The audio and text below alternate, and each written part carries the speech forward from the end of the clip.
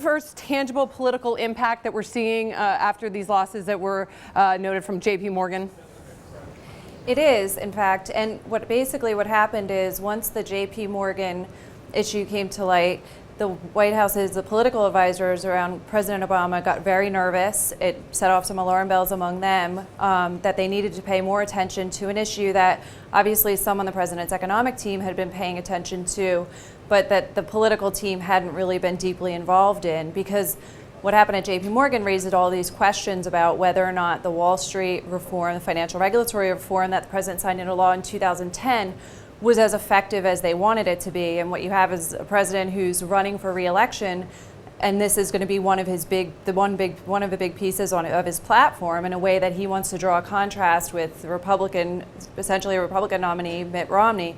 And so what you saw was the White House kind of go into damage control mode and started to have much more intense conversations with the Treasury Department. They were calling members of the Hill on Capitol Hill, lawmakers, to assure them that they were going to adopt a rule, of the so-called Volcker rule, that was as tough as possible. And tell us, for those who have been following it but may not have been as closely involved with what the Volcker rule is in terms of banks being able to make bets with their own money.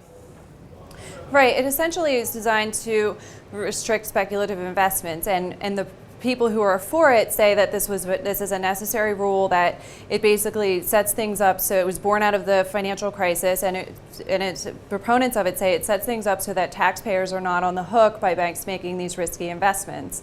The critics of it, including Mitt Romney and other Republicans, say that it's way too restrictive, that it's an overregulation.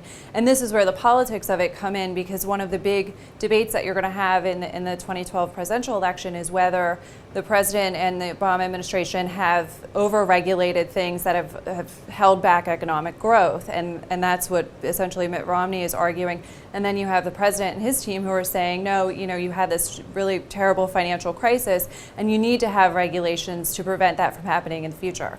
And what is the thought on where voters may be on this issue? Because a lot of people were very angered about the bailouts, and that the taxpayer was on the hook to bail out some of these financial institutions. And really, as I understand it, the Volcker rule is intended to not allow the banks that are backed by taxpayer money to take on these risky bets. So do you think it's a hard sell for voters? Do they remember back to this crisis, or do you think that they're more concerned with the recovery and making sure that there's not enough restrictions on business to move forward and really pull the economy out of the crisis?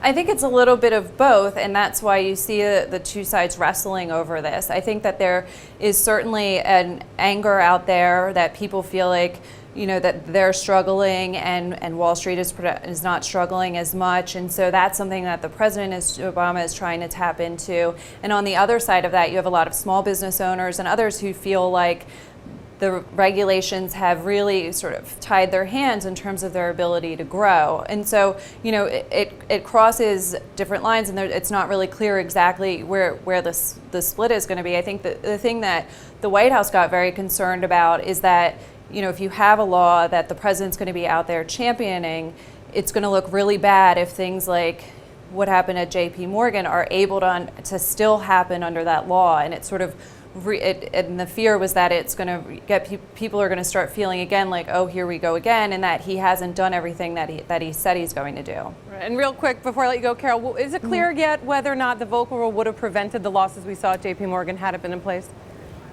It's not, and that's something that the White House and the Treasury are putting their heads together and really trying to figure out. They wanted I spoke to someone who was suggesting that it would be pretty bad for the president to be out there championing Wall Street reform, particularly the Volcker rule, which he talked about on The View this week in an interview, if that wouldn't prevent what happened at J.P. Morgan. But if others at the White House say, they don't know exactly what happened, and that's one of their top priorities, is to figure that out before they can figure out how they need to move forward.